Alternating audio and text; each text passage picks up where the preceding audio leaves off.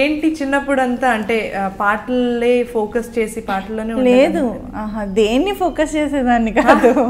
అక్కడికి ఆటోగ్రాఫ్ బుక్లో అంటే ఎవ్రీ ఇయర్ ఎండ్లో అందరు ఆటోగ్రాఫ్ బుక్స్లో అంతా అలాగా రాసుకుంటారు కదా. స్లామ్ బుక్స్, అమ్మో ఎంత మార్కెటింగ్ అంటే ఆర్టిస్ట్ వాళ్ళకి వేరే వాళ్ళందరికీ కూడా ఆ టైంలో ఫుల్ సూపర్ సేల్స్ వాళ్ళకి.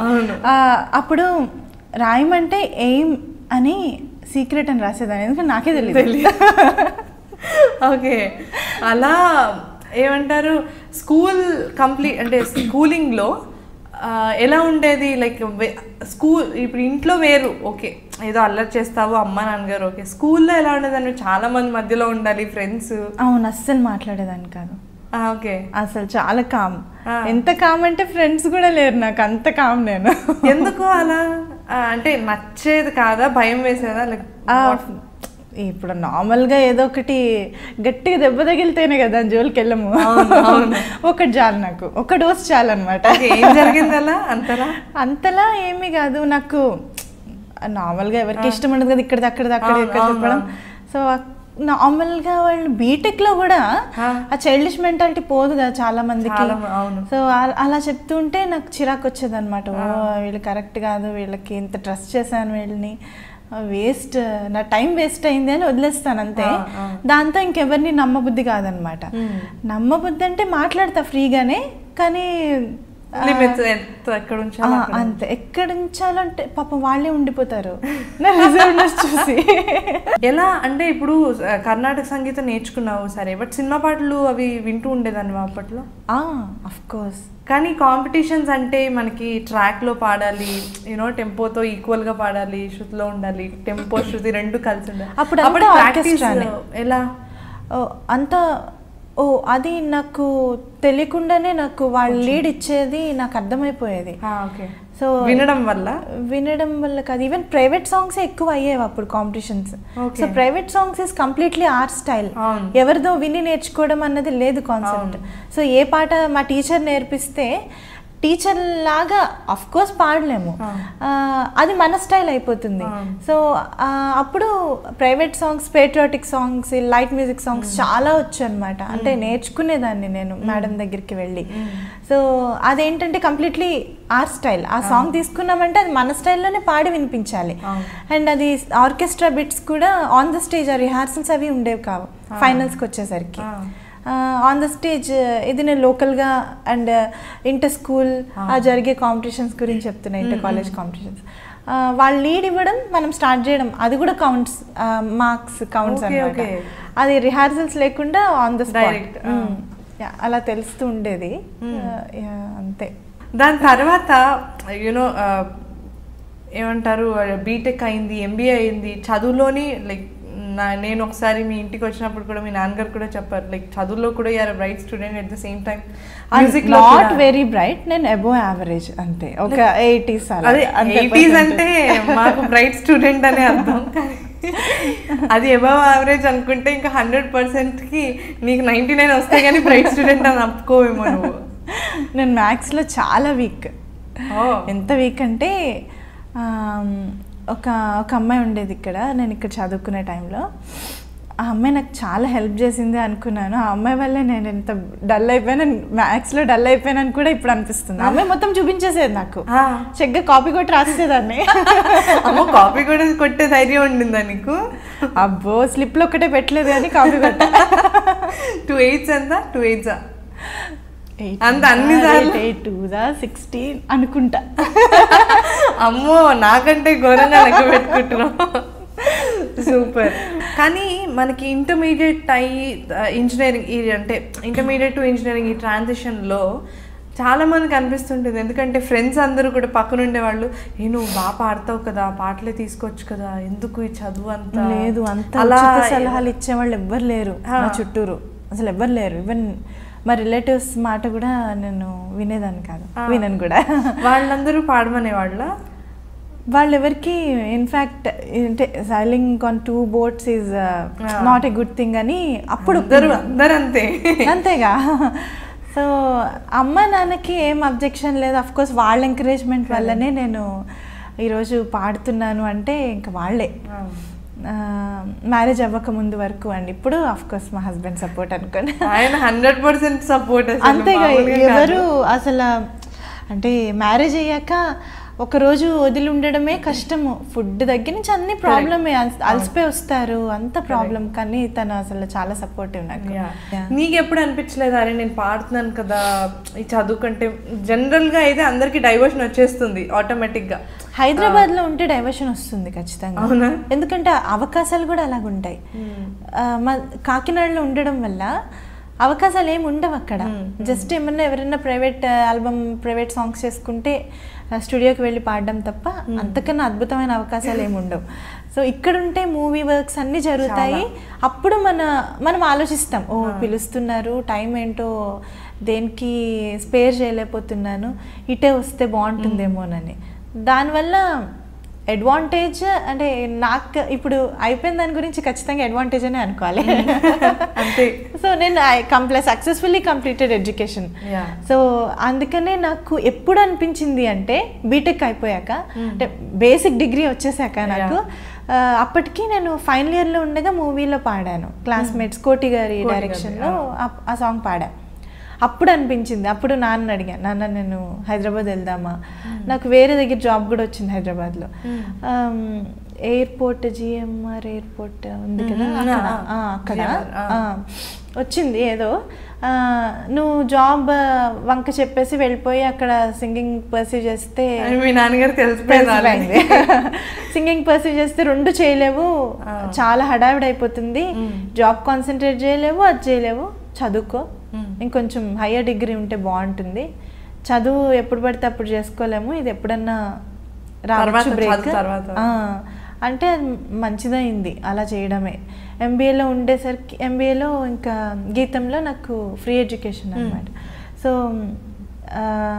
వెళ్ళి ఇంకా చదువుతున్న టైంలో నాకు ఇంకా మనసు ఇక్కడే ఉంది, సరే అని ఇంకా సూపర్ సింగర్ అనే కంటెస్ట్ జరుగుతుంది, సరే కనీసం అందులో అన్న కనిపిద్దామని సూపర్ సింగర్లో రాకముందే నేను మూవీస్లో పాడా. అది ఫస్ట్ అంటే ఫైనల్ ఇయర్లో ఉన్నప్పుడు పాడావా? అది ఫైనల్ ఇయర్లో ఉండే. ఓకే. ఎలా కోటి గారిని కలవడం కానీ? మామూలుగా వెళ్ళా రామానాయుడు స్టూడియోకి, డాడీ సీడీ తీసుకుని వెళ్ళాను. అప్పుడు సార్ ఆడిషన్స్ డైరెక్ట్గా అక్కడే చేశారు స్టూడియోలో. పాడమంటే ఇది కళ్ళల్లోకి కళ్ళు పెట్టి చూడవెందుకు ఆ సాంగ్ పాడితే సార్ కొన్ని టిప్స్ చెప్పారు, ఇది ప్రాక్టీస్ చేసి 1 year తర్వాత కనిపించు అన్నారు. బీటెక్ సెకండ్ ఇయర్ ఎండింగ్లో ఉండగా అన్నారు. ఓకే. సో దాని తర్వాత అప్పుడు కాల్ వచ్చింది, ఇక్కడ ప్రాజెక్ట్ వర్క్ వచ్చాను ఫైనల్ ఇయర్లో ఉండగా. అప్పుడు కాల్ వచ్చింది, సరే అమ్మో ఆ రోజు ఫుల్ ప్రాక్టీస్ చేసి వెళ్ళాను. కొంచెం క్లాసికల్ సాంగ్ అనగానే శ్రీకృష్ణ టేక్ చేశారు. Okay okay. So full practice చేసి వెళ్తే అది మౌనం ఎందుకు ఆ పాట. సో అయిపోయాక ఇంటికి వచ్చేసా, మామూలు కాకినాడ ప్రాజెక్ట్ వర్క్ కూడా అయిపోయింది. కాకినాడ వచ్చేసాక అప్పుడు కాల్ వచ్చింది, మల్లికార్జున్ సార్ చేశారు, మల్లికార్జున్ గారు చేసి, అంజనా చాలా బాగా పాడావు అంజనా, ఆయనతో డ్యూయట్ కదా, ఆయనతో డ్యూయట్. సో అంటే నాకు అర్థం కాలేదు, నీ పాట మౌనం ఎందుకు మాట్లాడేందుకు కోటి గారికి పాడావు కదా అంటే, ఓ థ్యాంక్ యూ సార్ అన్న. నాకు తెలియదు అసలు, అంటే నా వాయిస్ ఫైనల్ అని తెలియదు నాకు, వేరే పెద్ద సింగర్ పాడతారు అని చెప్పారు, ట్రాక్ అనే చెప్పారు. సో చాలా నచ్చి శ్రవంతి రవికిషోర్ గారు కూడా డబ్బింగ్ చెప్తావా అని అడిగారు. అంటే నాకు అప్పుడు ఎగ్జామ్స్ ఫైనల్ ఇయర్లో ఎలా ఉంటుంది తెలుసు కదా, ల్యాబ్ ఎగ్జామ్స్ మామూలుగా ఉండదు, టార్చర్ అనమాట. సో కుదరట్లేదు సార్ అని చెప్పేసి ఆడియో లాంచ్కి వెళ్ళాను. Super happy. తప్పకుండా. మౌనమెందుకు మాట్లాడవెందుకు, దూరమెందుకు దరి చేరవెందుకు, ఎదమారు మూల ఉన్న మాట దాచి ఉంచకు, ఎదురైన వేళ అదుపు దాటి చేరవెందుకు, మౌనమెందుకు మాట్లాడవెందుకు. దాని తర్వాత సూపర్ సింగర్ ఎంబీఏ ఫస్ట్ ఇయర్లో చేసావు కదా, అది అయిన తర్వాత అంటే ఆల్మోస్ట్ ఇంకా సూపర్ సింగర్ అంటే ఆ క్రేజ్ అది వచ్చేసిన తర్వాత అప్పుడు కూడా అనిపించలేదా, అరే నేను అనవసరంగా ఇది చదువులోకి వచ్చేసానేమో అనిపించలేదు. ఎందుకంటే నేను MBA చాలా ఎంజాయ్ చేశాను చదవడం. నాకు ఇన్ఫాక్ట్ నా ఫీల్డ్ ఆఫ్ ఇంట్రెస్ట్ ఏంటి అని కూడా తెలిసిపోయింది నాకు. సో నన్ను నేను డిస్కవర్ చేస్తాను. ఫైనల్లీ నీ ఫీల్డ్ ఆఫ్ ఇంట్రెస్ట్ ఏంటి అని తెలిసింది? Creative job, anything creative. Super. So MBA is all about creating కదా. అండ్ అంటే I discovered myself in different field అని అనిపించింది. So no repentance. సూపర్. ఇది ఇలా కంటిన్యూ అవుతుండగా సూపర్ సింగర్లో వచ్చిన క్రేజ్ ఇది అయిన తర్వాత ఫస్ట్ దాంట్లో విన్నరా? ఫస్ట్ దాంట్లో రన్నర్, నేను 4లో విన్నర్ అండ్ 7లో 7 చాలా మంచి పేరు తీసుకొచ్చింది. 7 ఇస్ లైక్ రీసెంట్ గా అయింది. 7 is like all with playback singers కదా, అది అసలు చాలా మంది ఫాలో అయ్యారు. అంతమంది తెలిసిన వాళ్ళు ఒకే దగ్గర ఉండేసరికి ఆ ఫాలోయింగ్ అండ్ మంచి మంచి పాటలు పాడే ఛాన్స్ కదా. ఎప్పుడు పాడని పాటలు ఆ పర్టికులర్ సిరీస్ లో నాకు గుర్తుండి ఒక డ్యూయెట్ ఒకటి ఉంటుంది, నేను శ్రీకృష్ణ పాడ చుక్కల్లారా ఒకటి, తర్వాత ఇంకొకటి చాలా మంచి పాటలు పాడాను.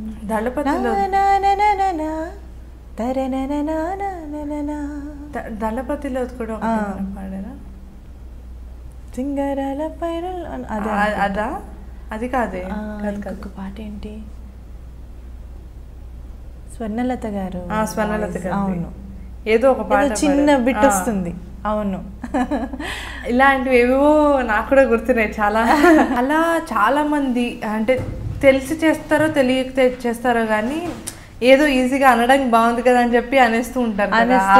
ఆవిడ వాయిస్ లో ఉంది, నువ్వు ఆవిడలాగా పాడుతున్నావే అంటే మనకు అనిపిస్తూ ఉంటుంది, అరే నేను కదా పాడాను, ఈ పాట నేను కదా ఇది చేశాను అని చెప్పి. అలా అంటే ఇప్పుడు కాంపిటీషన్స్లో పాడేటప్పుడు జనరల్గా వాళ్ళు కొన్ని సాంగ్స్ వాళ్ళు ఇస్తారు అని అంటారు. అలా నీకేమైనా ఇచ్చారా మరి? అంటే ఎవరు కాంపిటీషన్లో పాడడానికి? ఇప్పుడు సూపర్ సింగర్ కానీ ఇదంతా మ్యూచువల్ గా ఉంటుంది. సూపర్ సింగర్ లో నాకు తెలిసింది, సూపర్ సింగర్ అంతకు ముందు పాడుతా తీగా వీళ్ళు ఊరికే లిస్ట్ ఇచ్చేసేవారు. So patriotic songs 10, folk songs 15, ఇలా డ్యూయట్స్ ఒక 10, ఇలా ఫోకిష్ డ్యూయట్స్, ఇలా ఫోకిష్ సోలోస్, మెలోడీస్, ఇలాగా ఒక లిస్ట్ ఇచ్చేసేవారు అంతే. అది మన ఇష్టం. ఫైనల్ గా వాళ్ళే సెలెక్ట్ చేస్తారు అందులో. అలా ఉండేది నేను పాడినప్పుడు.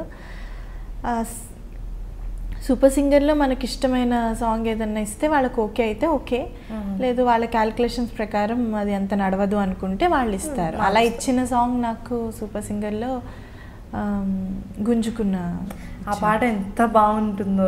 అండ్ ఆ వర్షన్ విన్న తర్వాత నీ వర్షన్ చాలా ఫేమస్ అయింది, అంటే చాలా మంది షేర్ చేయడం కానీ సోషల్ మీడియాలో ఎక్కువ సర్క్యులేట్ అయిన సాంగ్ కదా. అవునవునవును, చాలా. అది వాళ్ళు ఇచ్చిన సాంగా? ఓకే, అది నీ సెలెక్షన్ ఏమో అని. వాళ్ళు ఇచ్చిన సాంగ్ అంటే అది కొత్తగా వచ్చింది, అది పాటలు ఏం లేవు అనమాట. అప్పుడు నాకేం అర్థం కావట్లేదు ఏం పాడాలి అని. సో ఒక ఆయన కాల్ చేసి క్రూ వాళ్ళు ఈ పాట ట్రై చేయకూడదు అన్నారు. సర్లే ఏమీ లేదు పాట, ఇంకేం చేయను, ఇదే గతి అని ట్రై చేశా. ఏమీ లేదు ఇందులో అని మామూలు రిహార్సల్స్లో కూడా సూపర్ లైట్ అయిపోయింది ఆ పాట.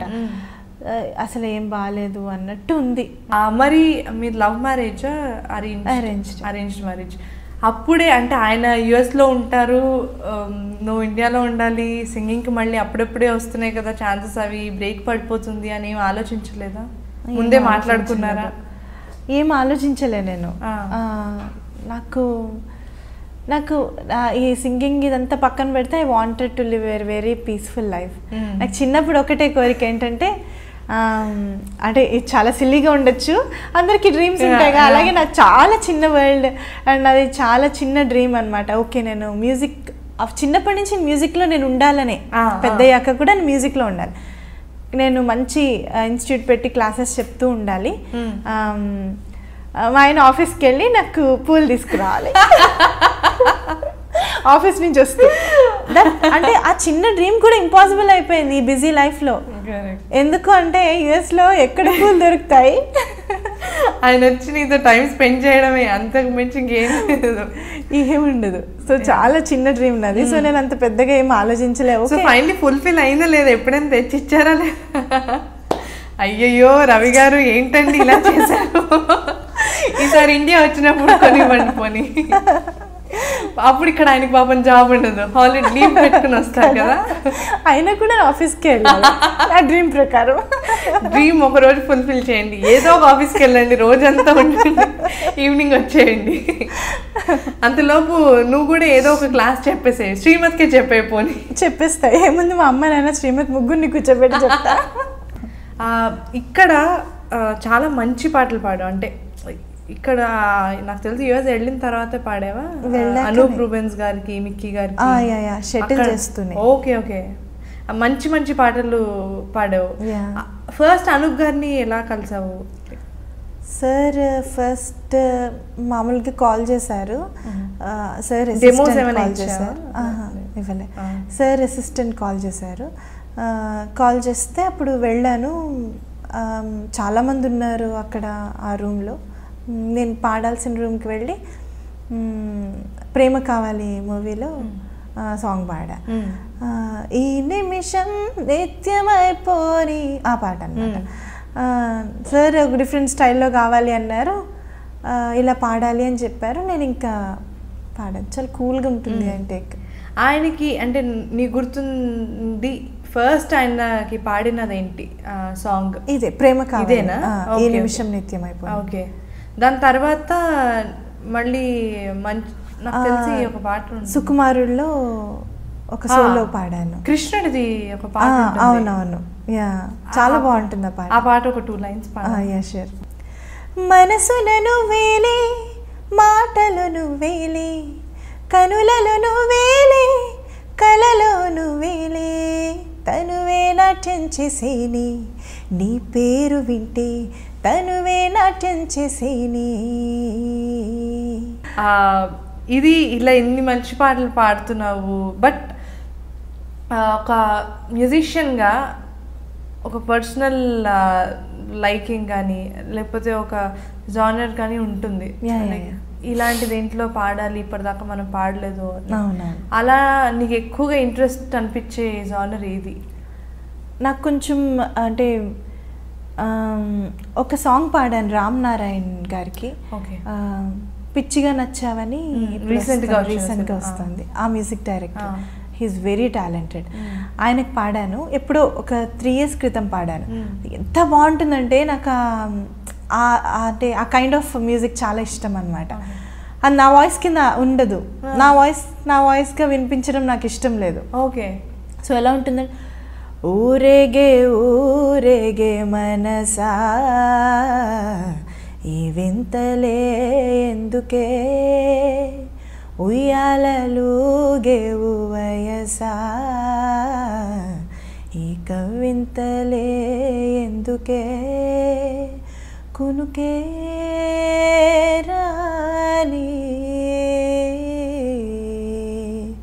వింత, అలా ఉంటుంది. అంటే చాలా సోబర్గా బ్యాక్గ్రౌండ్ మ్యూజిక్ లాగా నాకు అలాంటివి చాలా ఇష్టం అనమాట. మంచి ఫీల్ క్యారీ అయిపోతుంది అంతే. పాట వింటూ ఉంటే ఫీలే ఒక్కటే ప్రొజెక్ట్ అవుతుంది తప్ప సింగర్ ఎవరు పాడారు, ఈ వాయిస్లో ఈ క్రాక్ వచ్చింది, అది వచ్చింది, ఇది వచ్చిందని ఆ రిజిస్టర్ అవ్వదు అనమాట లిజనర్కి. అంత ఫీల్ క్యారీ అయిపోయే సాంగ్స్ నాకు చాలా ఇష్టం. సో అలాంటివి మంచివి నాకు రాలేదు ఇప్పటివరకు అవకాశం. సో నా ఇండిపెండెంట్ మ్యూజిక్లో నేను అలాంటివి చేద్దామని కోరిక. ఓకే, సో దానికి కంప్లీట్గా అంటే ఇంక ఇప్పుడు వీడియోస్ ఇప్పట్లో ఆల్రెడీ స్టార్ట్ చేసిన తర్వాత ఫస్ట్ మీ అబ్బాయి గురించి కదా స్టార్ట్ చేస్తావు? అవును. ఏంటి దాని టైటిల్? అంజనీయుడు. అంటే చాలా మంది ఇంగ్లీష్లో చదివేటప్పుడు ఆంజనేయుడు అని చదువుతారు తెలుగు వాళ్ళు, తెలుగు తెలియని వాళ్ళు అంజనీయుడు అని చదువుతారు. అంజనీ పుత్రుడు అంజనీయుడు అంటే, ఆంజనేయుడు అన్నా కూడా మా శ్రీమత్ అంటే పేరే ఆంజనేయుడు పేరులో ఇంకొకటి అనమాట. శ్రీమత్ అంటే ఇంకొక పేరు ఆఫ్ ఆంజనేయుడు. సో ఎలాగైనా ఒకటే కదా అర్థం అని ఇంకా ఆంజనేయుడు ఈజ్ బెస్ట్ టైటిల్ అనిపించింది. ఈ టైటిల్ నాకు సజెస్ట్ చేసింది శ్రీమణి గారు. ఓకే ఓకే, శ్రీమణి గారే ఫస్ట్ సాంగ్ రాశారు, లిరిక్స్ రాశారు. సో అది ఏంటి, చిన్నారి పొన్నారి బంగారు కన్నా అల్లారు ముద్దంటి ఓ బోచి కన్నా ఆ చందమామ దిగి వచ్చి వచ్చెనమ్మ నీ మోము రూపాన కన్నా. ఇలా ఉంటుంది. చాలా బాగుంటుంది. అండ్ మనకు తెలియకుండా యూనో ఒక ఎమోషనల్ బాండింగ్ ఉంటుంది కదా, ట్యూన్ లో కూడా అలానే ఉంది. ట్యూన్ లో బాండ్ చాలా ఉంటుంది. కార్తీక్ కొడకండ్ల మ్యూజిక్ చేశారు. తన మ్యూజిక్ నా ఫేవరెట్. ఎంత బాగా చేస్తారంటే తను. సో ప్రస్తుతంకి నా ఆల్బమ్స్ అన్నిటికీ చేసింది, అప్కమింగ్ అండ్ చేసినవి కూడా చేసింది తనే. ఇదిరా భారతం అని తర్వాత ఇంకొకటి చేశాను. అది మన సింగర్స్ అందరు పాడారు, మాక్సిమం అవైలబుల్ ఉన్న వాళ్ళంతా పాడారు. సో అది కూడా ఇప్పుడు అంటే మోదీ ఇది రాకముందు పరిస్థితి ఎలా ఉంది అన్నది చేసామన్నమాట. కానీ ఆల్ ద యంగ్స్టర్స్ భావితరం అంతా ఉన్నాము, ఏమైనా చేంజ్ ఉంటే సపోర్ట్ చేయడానికి అన్నట్టు చేశాను ఆ ఫీల్డ్లో. ఇదిరా ఇదిరా ఇదిరా ఇదిరా ఇదిరా ఇదిరా భారతం, నెక్స్ట్ మేము ఉన్నాం, భావితరం ఉన్నాం అన్నట్టు ఫీల్లో చేసాము. అసలు అనుకోకుండా ఈ వెరీ డ్రాస్టిక్ చేంజ్, అసలు India is gonna be very clean. So planning to do another one. Okay, but ఫస్ట్ది పర్సనల్గా చేసావు. సెకండ్ దానికి వచ్చేసరికి ఇదిరా భారతంకి వచ్చేసరికి అంతమంది సింగర్స్ లైక్ నీకు తెలిసిన వాళ్ళు అందరు ప్లేబ్యాక్ సింగర్స్ వచ్చి పాడారు. ఆ ఐడియా ఎవరిది? లైక్ అంతమందిని ఇంక్లూడ్ చేయాలి. నాదే. ఓకే, ఇవన్నీ కూడా బేసిక్ కాన్సెప్ట్స్ అన్నీ నావే, నా ఐడియాసే. దానికి కాకపోతే మ్యూజిక్ లిరిక్స్ వీళ్ళంతా కూడా నాకు ఒక టీమ్ లాగా అనుకున్నాను అనమాట. సో మ్యాక్సిమం ఆ టీమే ఉంటారు. ఒకవేళ ఎవరైనా కుదరకపోతే ఇంకా వేరే వాళ్ళని మార్చేది ఉందన్నమాట. సో ఐడియా అయితే నాదే. అందరూ పాడితే బాగుంటుంది. నాకు ఎలా అంటే మేలేశ్వర మేరా తుమ్హారా అలాగా చెయ్యాలి అని. సో ఏది నా రేంజ్లో చేశాను. సూపర్. బట్ ఆ థాట్ రావడమే లైక్ అండ్ ఇంతమంది వస్తూనే ఉన్నారు ఒకరి తర్వాత ఒకళ్ళు. Very nice. దాని తర్వాత మళ్ళీ ఇంకొకటి చేసావు కదా బాబు మీద ఇంకొకటి చేసా. శ్రీమతి ఇవన్నీ కొంచెం పెద్ద అయిన తర్వాత చూసుకుంటే వాడు ఎంత లక్కీగా ఫీల్ అవ్వాలి. లక్కీగా అనుకుంటాడు, అమ్మో నేను చావుగట్టింది ఇది అనుకుంటా. ఏం లేదు, అసలు ఎవరు చిన్నప్పటి నుండి లైక్ వెరీ క్రియేటివ్ థాట్స్. నేను చూసాను కదా తనకి ఒక కంప్లీట్ ఒక మీ హస్బెండ్ ఒక ఫోటో షూట్ చేయడం. తనకి తన ప్యాషన్ ఫోటోగ్రఫీ మా ఆయనది. సో తను ఫొటోస్ తీయడం, అది నాకేమో ఫొటోస్ తీయమంటాడు నన్ను, నాకేమో ఇక్కడికి వస్తే కెమెరా అన్ని ఇస్తాడు పాపం. ఆయన నాకు బద్ధకం తీయడం. సో నాకేంటంటే నాకు అబ్బా ఫొటోస్ తీస్తే అసలు ఒక చోట ఉండరు కదా, ఎలా తీస్తాం అంత ఓపిక సహనం నాకు అస్సలు లేదు. నాకేంటంటే ఎవ్రీ బర్త్డేకి వాడికి కనీసం 3 years వరకు ఇలా మెటీరియలిస్టిక్ థింగ్స్ ఇచ్చే కన్నా ఇలాగేమన్నా, నేను బర్త్డే కూడా ఏమీ ధూమ్ధామ్గా చేయను అనమాట. నాకు అంటే అదేదో కొంచెం ఉపయోగపడేది చేయొచ్చు కదా అని. సో నేను వాడి బర్త్డేకి ఒక క్రియేటివ్గా ఒక సాంగ్ ఇద్దాము గిఫ్ట్గా, అది లైఫ్ లాంగ్ గుర్తుండిపోతుంది, లైఫ్ లాంగ్ ఎప్పటికీ ఉండిపోతుంది, generations, it goes for generations. So అందుకని నేను నాకు అలా చేద్దామని ప్లాన్ అనమాట. సెకండ్ సాంగ్, ఫస్ట్ సాంగ్ విన్నప్పుడు ఒక ఆంటీ అన్నారనమాట, ఓ ఇంకొక చరణం ఉందా అమ్మా అన్నారు. ఓ వీళ్ళు ఇలా ఫీల్ అవుతున్నారనమాట అని సెకండ్ సాంగ్ ఒక చరణమే చేశా. వెన్నెలే కురిసెనిలా నీ చిరు నవ్వులా, ప్రేమలే విరిసెనిలా బుడి బుడి అడుగులా, ఏ జన్మ పుణ్యమో పొందాము నిన్నెలా, ఈ అమ్మ కళ్ళలో ఆనందమే అలా, నీ ముద్దు మాటలన్నీ సందడంత చేసేలా, మా ఇంట కృష్ణుడై శ్రీమత్ ఎదిగావిలా. అలా శ్రీమత్ అన్న వర్డ్ ప్రతి సాంగ్ లో వచ్చేలాగా ఐల్ మేక్ ష్యూర్. అది కస్టమైజ్ చేసుకోవడం కదా, కస్టమైజ్ అంతే ఇంకా. అండ్ ఇవన్నీ ఇది చేస్తుంటే చాలా మందికి తెలియదు ఏంటంటే ఇంకొక టాలెంట్, లైక్ అందరికీ Anjana Soumya is very creative అని తెలుసు. బట్ నాకు తెలిసి నువ్వు పెట్టే ఫొటోస్లో వాటిలో కూడా చాలామంది కమెంట్స్ చేస్తూ ఉంటారు, అరే ఈ డ్రెస్ చాలా బాగుంది అని. చాలా మందికి తెలియదు ఏంటంటే నీ డ్రెస్సెస్ ఆల్మోస్ట్ నువ్వే డిజైన్ చేసుకుంటావు ఎక్కువ. చేసుకునేదాన్ని, ఇప్పుడు అసలు టైం ఉండట్లేదు. మా అబ్బాయి పుట్టిన ముందు వరకు నేనే చేసుకునేదాన్ని. నాకు ఇష్టం డిజైన్ చేసుకోవడం. ఏం లేదు, డిజైన్ చేసుకోవడం ఏముంది, మన చుట్టూరు ఉన్నదాన్ని మనం వేసుకునేదాన్ని బ్యూటిఫుల్గా చేసుకోవడం, మనకి ఇష్టమైనట్టు మనం చేసుకోవడం, డిజైనింగ్ అంతే. అంత ఈజీగా చెప్పేసింది డిజైన్. సో ఇప్పుడు టైం ఉండట్లేదు నాకు. సో ఇప్పుడు నా ఆల్బమ్స్ అన్నిటికీ కొంచెం వేరే వాళ్ళు డిజైన్ చేస్తున్నారు. వాళ్ళకి కర్టసీ నేను క్రెడిట్స్ ఇస్తున్నాను. సో అలాగ అయిపోతుంది. టైం ఉండట్లేదు కౌముది అసలు డిజైన్ చేసుకోవడానికి. ఎంత ఇష్టం ఉన్నా కూడా కొన్ని అసలు అవ్వట్లేదు. ఆ టైంలో ఇంకొక పాట నేర్చుకోవచ్చు కదా అన్నట్టు ఆ టైం అలా కేటాయిస్తున్నాను అనమాట. ఇలా వెళ్తూ like everything is going good. But ఒక చిన్న డౌట్ ఏంటంటే మీ అందరూ కూడా ఆల్రెడీ ఎస్టాబ్లిష్డ్ సింగర్స్, అందరికీ తెలుసు. మీరు ఒక క్వశ్చన్ రైజ్ అవుతూ ఉంటుంది ఏంటంటే చాలామంది కొత్త సింగర్స్ వస్తూ ఉంటారు కదా, మరి మీరు మిమ్మల్ని ఎలా అప్డేట్ చేసుకుంటూ ఉంటుంటారు? లైక్ వాళ్ళకంటే ఆబ్వియస్లీ మీరు ముందు వచ్చారు. ఇప్పుడు వస్తున్న వరల్డ్ మ్యూజిక్కి అప్డేట్ అవుతూ ఉండడం కోసం ఎలాంటివి వింటూ ఉంటారు, ఎలాంటి టెక్నికాలిటీస్ ఫాలో అవుతూ ఉంటారు? నార్మల్గా ఇంకా అన్ని రకాల మ్యూజిక్ వింటూ ఉంటాం, అది కామన్ అందరూ చేసేది. కానీ నాకైతే అప్డేట్ అవుతూ ఉండాలి, ఖచ్చితంగా అప్డేట్ అవుతూ ఉండాలన్నది అది వెరీ మ్యాండేటరీ.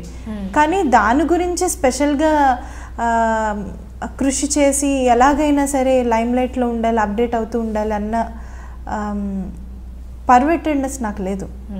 సో అది సారీ టు సే దట్ అది పర్వెటెడ్నెస్సే అనిపిస్తుంది నాకు.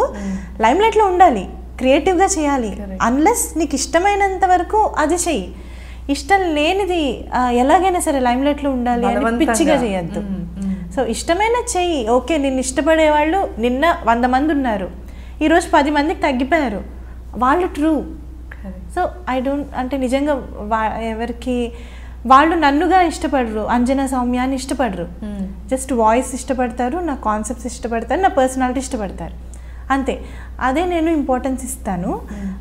సో ఈ 90 మంది పోయారే వెళ్ళిపోయారే అన్న బెంగ, ఆతృత అదంతా నాకేమీ లేదు. సో నేను అన్లెస్ నాకు ఎప్పుడైతే మ్యూజిక్ మీద ఇంట్రెస్ట్ తగ్గదో అంతవరకు నేను ఐఎమ్ వెరీ హ్యాపీ.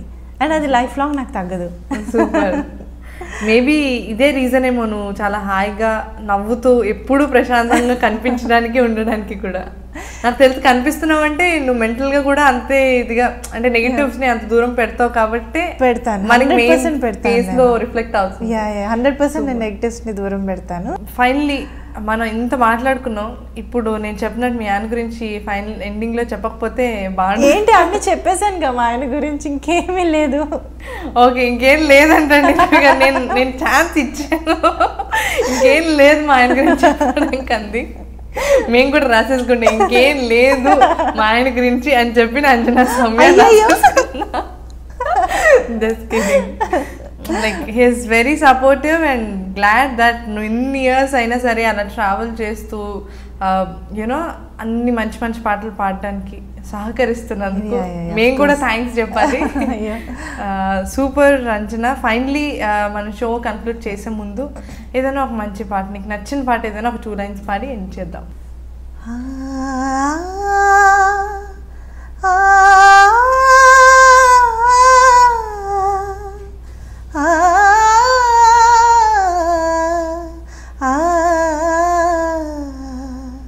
నా ఇంటి ముందున్న పూతోట నడిగావు, నా ఒంటి పైన చారే నా పైట నడిగావు, నీ చెవిలో సందే వేళ ఈ మాటే తెలిపేని నువ్వే నా ప్రాణమే. For more videos, please subscribe to iDream. And more videos, please subscribe to iDream Media. Please do subscribe to iDream. iDream అంటే నా కళల ఛానల్ను సబ్స్క్రైబ్ చేసుకున్న నోరు తిరుగుతలేదు, మీరైతే గంట గుర్తు కొట్టండి.